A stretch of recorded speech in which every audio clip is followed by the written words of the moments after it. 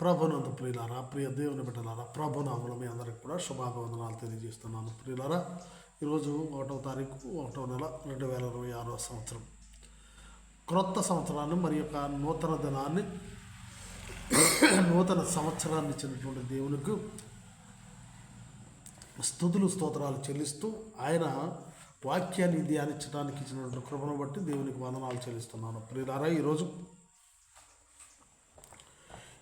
మరి సంవత్సరాన్ని, మరి ఒక సంవత్సరాన్ని ఇచ్చిన దేవుని బట్టి మనము దేవునికి స్తుతులు చెల్లిస్తూ ఉండాలి. ఎందుకంటే ఈ సంవత్సరం ఆయన కృపచేత దయచేసినటువంటి సంవత్సరమని వాక్యం సెలవిస్తుంది. కీర్తన గ్రంథము 65 అధ్యాయము 11వ వచనము మనం చూసినట్టే, సంవత్సరమును నీ దయా కిరీటమును ధరింపచేసి ఉన్నావు అని చెప్పబడుతుంది. ప్రియులారా, ఈ సంవత్సరాన్ని కానీ దేవుడు ఈ రోజును కానీ ఇవ్వటానికి ఆయనకు ఏ అధికారం ఉంది అని మనం అనుకున్నట్లయితే ఆదికాండము 1వ అధ్యాయము 14వ వచనం మనం చూసినట్లయితే, దేవుడు పగటిని రాత్రిని వేరుపరచినట్లు ఆకాశ విశాలమందు జ్యోతులను కలుగుగాకనియు అవి సూచనలను కాలములను దిన సంవత్సరములను సూచించుటకై ఉండుగాకనియు దేవుడు చెప్పాడు.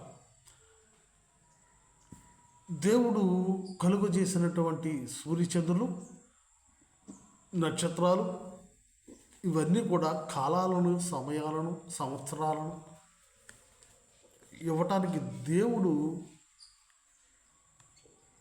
సృష్టించినటువంటి సృష్టిలో ఒక భాగమని వాక్యం సెలవిస్తుంది. కనుక ఈ కాలాన్ని ఆపటానికి దేవునికి తప్ప మరెవరికి సాధ్యము కాదు. ఎందుకంటే తయారు చేసిన వాడు దేవుడే కనుక, ఆజ్ఞాపించిన వాడు దేవుడే కనుక. ఆమోస్ గ్రంథం 5వ అధ్యాయము, ఆయన సప్త ఋషి నక్షత్రములను, మృగశీర్ష నక్షత్రములను సృష్టించిన వాడు, కారు చీకటిని ఉదయముగా మార్చువాడు, పగటిని రాత్రి చీకటి వలె మార్పు చేయువాడు. మరి అలాగే యెహోషువ గ్రంథము 10వ అధ్యాయము 12వ వచనంలో చూసినట్లయితే, యెహోషువ ప్రార్థన చేయగా ఒక రోజు ఆపేసినట్లుగా మనం చూడవచ్చు. ప్రియులారా, అలాగే యెషయా గ్రంథంలో హిజ్కియాకు 15 సంవత్సరాలు ఆయుష్ ఇస్తూ కూడా ఆయన మరి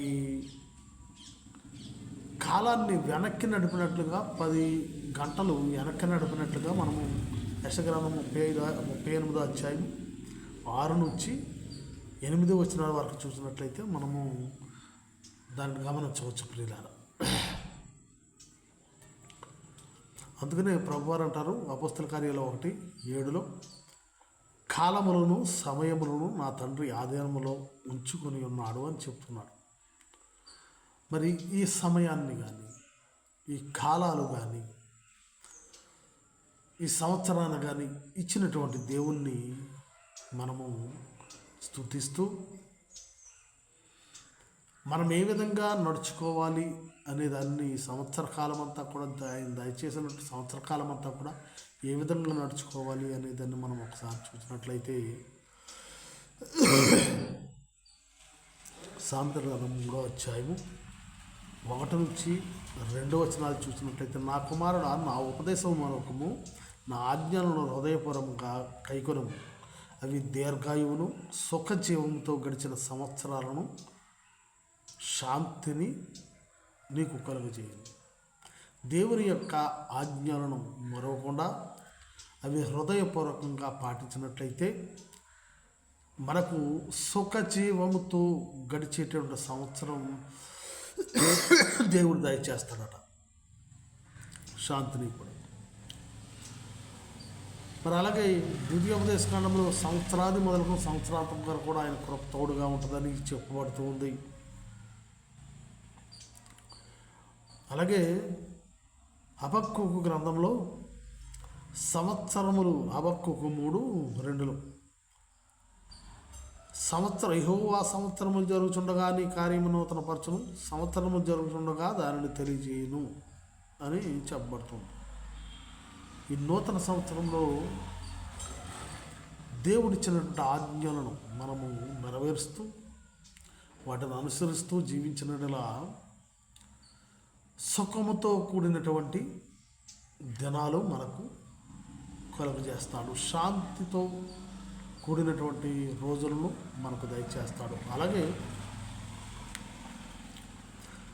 సంవత్సరాది మొదలుకున్న సంవత్సరాంతం వరకు తన దీవెనలతో నింపుతాడని దేవుని యొక్క వాక్యము సెలవిస్తుంది. ప్రియులారా,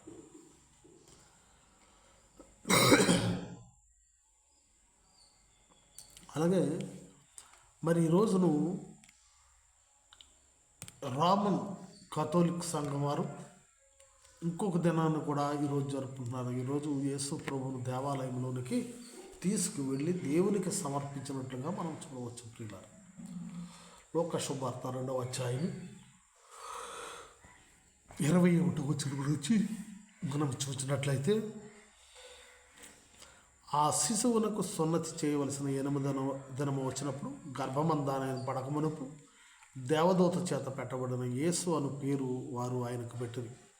మోషే ధర్మశాస్త్రము చొప్పున వారు తమ్మును శుద్ధి చేసుకుని దినములు గడిచినప్పుడు ప్రతి తొలిచూలు మగపిల్ల ప్రభువునకు ప్రతిష్ఠ చేయబడనునని ప్రభువు ధర్మశాస్త్రమందు వ్రాయబడినట్లు ఆయనను ప్రభువునకు ప్రతిష్ఠించుటకును, ప్రభు ధర్మశాస్త్రమందు చెప్పబడినట్లు గొవ్వల జతనైనను 2 పావుర పిల్లలైనను బలిగా సమర్పించుటకును వారు ఆయనను యెరూషలేమును కొనిపోయారు. యెరూషలేమునందు సిమియోను అను ఒక మనుష్యుడును, అతడు నీతిమంతుడును భక్తిపరుడునై ఉండి ఇజ్రాయేల్ యొక్క ఆదరణ కొరకు కనిపెట్టువాడు. పరిశుద్ధాత్మ అతని మీదకి ఉండెను. అతడు ప్రభు యొక్క క్రీస్తును చూడక మునుపు మరణం పొందడని అతనికి పరిశుద్ధాత్మ చేత బయలుపరచబడి ఉండడు. ఆత్మవశుడై అతడు దేవాలయంలోనికి వెళ్ళాను. అంతటా ధర్మశాస్త్ర పద్ధతి చొప్పున ఆయన విషయమై జరిగించటకు తల్లిదండ్రులు శిశువైన యేసును దేవాలయంలో తీసుకువచ్చారు. అతడు తన చేతులతో ఆయనను ఎత్తుకుని దేవుని స్తుతించుచు ఇట్లను, నాదా, ఇప్పుడు నీ మాట చొప్పున సమాధానంతో ఈ దాసుని పోనిచ్చుచున్నావు. ప్రియులారా, ఇక్కడ యేసు ప్రభువారు దేవాలయానికి 8వ రోజున ఆయనను తల్లిదండ్రులు తీసుకువెళ్ళినట్టుగా మోషే ధర్మశాస్త్రం చొప్పున వారు దేవునికి సమర్పించడానికి మోషే ధర్మశాస్త్రం ఏం చెప్తుందంటే ప్రతి తొలిచూలు మగ పిల్లవారిని దేవునికి సమర్పించాలని మరి చెబుతుంది. దానిని పురస్కరించుకొని ఆ మోషే చట్ట ప్రకారము, ఆ ధర్మశాస్త్ర ప్రకారము దేవునికి సమర్పించడానికి తీసుకువెళ్ళారు యేసు ప్రభువారు. అయితే కొంతమంది యేసేపు గారికి పిల్లలు ఉన్నారని, ఇంకా భార్యలు ఉన్నారని ఒక విధమైనటువంటి ప్రచారం జరుగుతుంది. ప్రియులారా, అయితే యేసు ప్రభు వారికి మొట్టమొదటిగా పుట్టినటువంటి వాడు ఈ యేసు ప్రభు వారు తప్ప వేరొకరు కాదని ఇక్కడ చెప్పబడుతుంది. ఎందుకంటే ప్రతి తొలిచూలు మగపిల్లవాడిని దేవునికి సమర్పించాలని చట్టం చెబుతుంది కనుక, ధర్మశాస్త్రం చెబుతుంది కనుక వీరు దేవాలయానికి దేవుని సమర్పించడానికి, యేసు ప్రభువుని సమర్పించడానికి వెళ్ళారు. యేసేపు గారికి వేరే భార్యల వల్ల కానీ వేరే విధంగా పిల్లలున్న ఎడల మరి యేసు ప్రభు వారిని సమర్పించడానికి వెళ్ళేటటువంటి వారు కాదు. అందుకనే యేసు ప్రభు వారికి యేసేపు మరియమ్మలకు మరి తొలిచూలు మగపిల్లవాడు యేసు ప్రభు తప్ప వేరొకరు లేరని వాక్యం సెలవిస్తుంది. ప్రియులారా, తర్వాత పుట్టారంటే తర్వాత కూడా పుట్టలేదు కనుకనే మరియమ్మ గారికి యేసు ప్రభు వారు చనిపోతూ కూడా యోహాను గారిని అప్పగించినట్టు విధానము మనము సిలువ వేసినప్పుడు సిలువ దగ్గర పలికిన మాటల్లో మనము చూడవచ్చు. ప్రియులారా, ఎందుకంటే ద్వితీయోపదేశకాండం 21:16 చెప్తున్నాడు, జ్యేష్ఠ కుమారుడు ద్వేషింపబడిన దాని కొడుకైన ఎడల తండ్రి తనకు కలిగిన దానిని తన కుమారులకు స్వాస్థ్యంగా ఇచ్చినాడు. ద్వేషింపబడిన దాని కుమారుడైన జ్యేష్ఠుని కుమారుగా, ప్రేమింపబడిన దాని కుమారుని జ్యేష్ఠునిగా చేయకూడదని వాక్యం సెలవిస్తుంది. ప్రియులారా, యాకోబుకు 12 మంది కుమారులు 4 భార్యల ద్వారా పుట్టినప్పటికీ లేయా కుమారుడైనటువంటి రూబేను జ్యేష్ఠుడుగా మనం చూడవచ్చు. ఆదికాండము 23వ అధ్యాయము మనం చూసినట్లయితే అది తెలపబడుతుంది. ప్రియులారా, అలాగే నిర్గమకాండము 22వ అధ్యాయము 29వ వచనములో నీ మొదటి సస్యద్రవ్యములను అర్పింప తడవు చేయకూడదు, నీ కుమారుల్లో జ్యేష్ఠులు నాకు అర్పించవలనని చెప్పబడుతుంది. అలాగే నిర్గమకాండము 13వ అధ్యాయము 12వ వచనము ప్రతి తొలిచూలు పిల్లను నీకు కలుగు పశు సంతతిలో ప్రతి తొలి పిల్లను యెహోవాకు ప్రతిష్ఠింపవలెను, వారిలో మగ సంతానము యెహోవాదగును అని వాక్యము చెప్పబడిన రీతిగా మరి ఈయనను యేసు ప్రభువారిని యేసేబులు మరియమ్మలు దేవాలయముకు దేవునికి సమర్పించడానికి తీసుకొచ్చినట్లుగా మనం చూడవచ్చు. ప్రియులారా, దీన్ని బట్టి మనము యేసేపు మరియమ్మలు దేవుని యొక్క చిత్త ప్రకారంగా నడిచినట్లుగా వారి యొక్క నడవడికను బట్టి మనం చూడవచ్చు. ఎందుకంటే మత్తయి శుభవార్త 1వ అధ్యాయము 24వ వచనం చూసినట్లయితే యేసేపు నిద్ర మేలుకొని ప్రభువు దూత తనకు ఆజ్ఞాపించిన ప్రకారం చేసి తన భార్యను చేర్చుకొని ఆమె కుమారుని కరువు వరకు ఆమెను ఎరుగకుండాను. యేసు ప్రభువారు గర్భము మరియ గర్భంలో గర్భాన్న ధరించినప్పుడు యేసేపు గారికి ఆమె శరీరంలో ఉన్నటువంటి మార్పులను, ఆ శరీరంలో వచ్చినటువంటి మార్పులను గమనించినట్టు యేసేపు గారు పెళ్లి కాకుండానే తను శారీరక సంబంధం లేకుండానే ఆమె గర్భవతిని తెలుసుకొని ఆమెను రహస్యంగా విడనాడాలని ఆయన భావించినప్పుడు దూత ద్వారా తెలుపబడినటువంటి ఆ రహస్యాన్ని మరి నమ్మి యేసేపు గారు దూత చెప్పినటువంటి మాట ప్రకారం మరియను చేర్చుకున్నాడు. ప్రియులారా, అలాగే మత్తయి శుభవార్త 2వ అధ్యాయము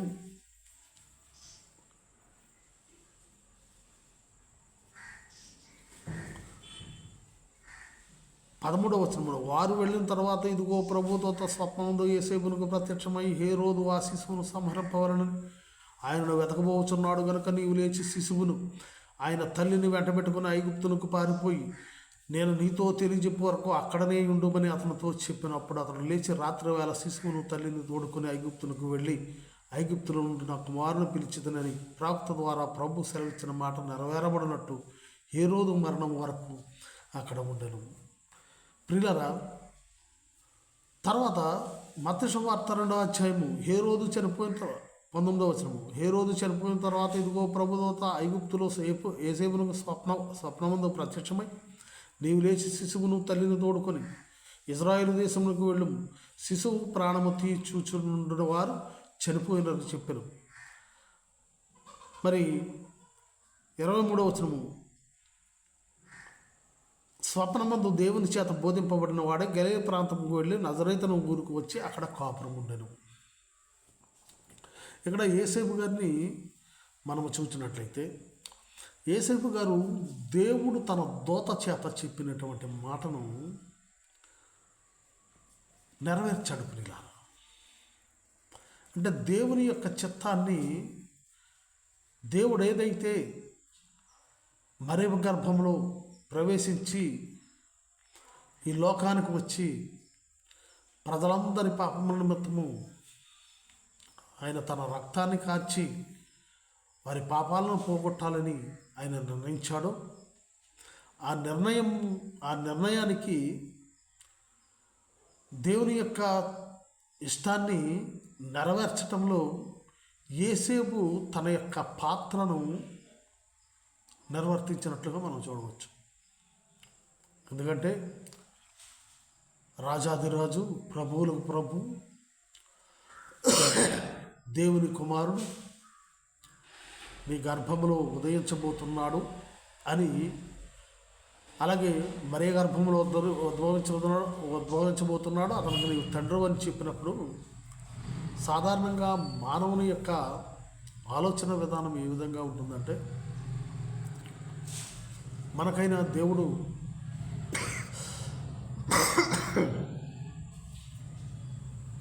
ప్రత్యక్షమవుతున్నాడు అని అంటే దేవుడు మనలను దీవించబోతున్నాడు, మన స్థితి మారిపోతుంది, మన ఉన్నతమైనటువంటి స్థితిలోకి వెళ్తాము, దేవాతి దేవుడే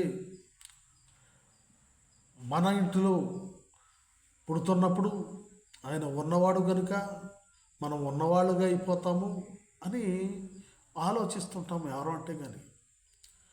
కానీ యేసు ప్రభువారు మరియ తల్లి గర్భములో జన్మిస్తున్నాడు అన్నప్పుడు యేసేపు గారి ఆలోచనలు కూడా ఏ విధంగా ఉన్నాయో మనకైతే తెలియదు. కానీ ఆయన జన్మించిన తరువాత సత్రములో కూడా స్థలము లేకుండా పశువుల తొట్లు పరుండబెట్టేటువంటి హీన స్థితిలో ఆయన జన్మించాడంటే యేసేపు గారికి అనుమానం కానీ, అలాగే దేవుని కుమారుడు ఈ విధంగా పుడతాడా అనేటువంటి అపనమ్మకం కానీ రావాలి ప్రియులారా. కానీ అలా రాలేదు. సరే జన్మించాడు, సరే అనుకుందాం.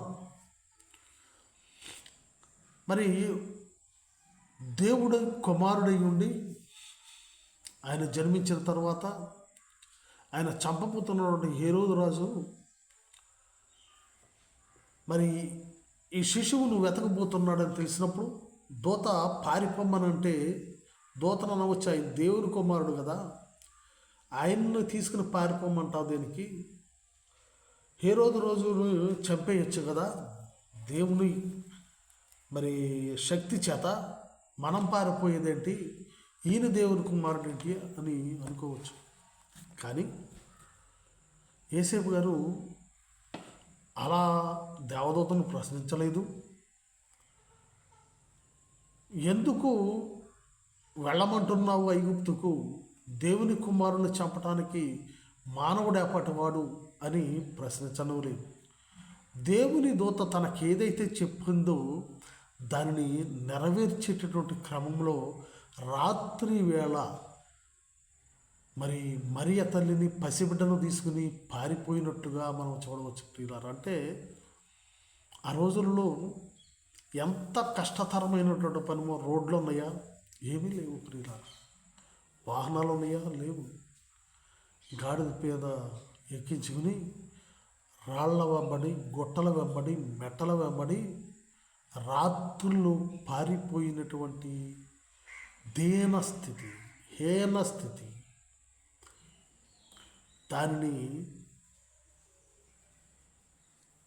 అనుభవించినటువంటి యేసేపు గారు తన శ్రమను, తన యొక్క కష్టాన్ని గూర్చి చింతించకుండా, బాధపడకుండా దేవుడు ఏదైతే నిర్ణయించాడో దానిని నెరవేర్చాడు తప్ప, దేవుడు ఏదైతే ఆజ్ఞాపించాడో దానిని చేశాడు తప్ప దేవుణ్ణి అనుమానించడం లేదు, దేవుని యందు అపనమ్మక కలిగి ఉండలేదు.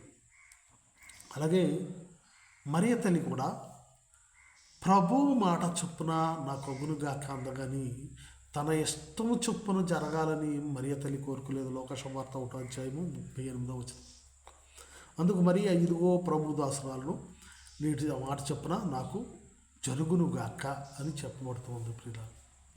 అంటే మరియ తల్లి, యేసేపు గారు ఇద్దరు కూడా దేవుని మాటను నెరవేర్చారు తప్ప తమ యొక్క ఇష్టాలను, తమ యొక్క కోరికలను నెరవేర్చుకునేటటువంటి పనిలో వారు లేరు ప్రియ.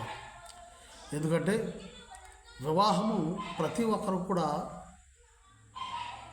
ఎందుకు చేసుకుంటారు అంటే శారీరకమైనటువంటి సుఖాన్ని అనుభవించటం కోసం. చాలామంది అందుకేనా వివాహం అని అడగవచ్చు ప్రియుల. కానీ పెండ్లైనటువంటి మొదటి రాత్రి భార్యాభర్తలందరూ శారీరక సుఖాన్ని పొందకపోయి ఉన్నట్లయితే ఆ సంసారం వారి భార్యాభర్తలుగా కొనసాగుతారా? కొనసాగరు ప్రియుల. వివాహము ప్రధానంగా ఎందుకు చేసుకుంటారు అంటే శారీరక సుఖాన్ని అనుభవించడం కోసం. కానీ మరియా యేసేబులు తమ యొక్క శారీరక సుఖాలను వదులుకొని దేవుని యొక్క రక్షణ ప్రణాళికను కొనసాగించడానికి తమ శరీరములను ఉపయోగించారు ప్రియుల. తమ శరీరములను కష్టపెట్టుకున్నారు, తమ శరీరాలను అర్పించుకున్నారు. అంతే తప్ప శరీర సుఖములను వారు వెదకలేదు ప్రియుల. యేసు ప్రభు వారు కూడా యోహాను సువార్త 6:39, నా ఇష్టము నెరవేర్చుకున్నట్టుకు నేను రాలేదు, నన్ను పంపిన వారి చిత్తము నెరవేర్చుటకే పరలోకము నుండి దిగి వచ్చి తిని. లోక సువార్త 22:43 కూడా, తండ్రి ఈ గిన్నె నా యొద్ద నుండి నీ చిత్తమైతే తొలగించను, అయినను నా ఇష్టము కాదు నీ చిత్తమే సిద్ధించునుగాక అని చెబుతూ ఉన్నాడు. అంటే యేసు ప్రభు వారు కూడా పరలోకమందు ఉన్నటువంటి తండ్రి చిత్తాన్ని నెరవేర్చడానికి భూలోకానికి వచ్చాడు. మరియా యోసేపులు కూడా దేవుని యొక్క చిత్తాన్ని నెరవేర్చటానికే తమ దేహాలను ఉపయోగించారు ప్రియుల. శారీరకమైనటువంటి సుఖములను వారు వెతకలేదు, శారీరకమైనటువంటి కష్టాన్ని వారు లెక్క చేయలేదు. దేవుని యొక్క రక్షణ ప్రణాళిక నెరవేర్చడానికి తమ యొక్క సుఖాలను వదులుకున్నారు ప్రియులారా.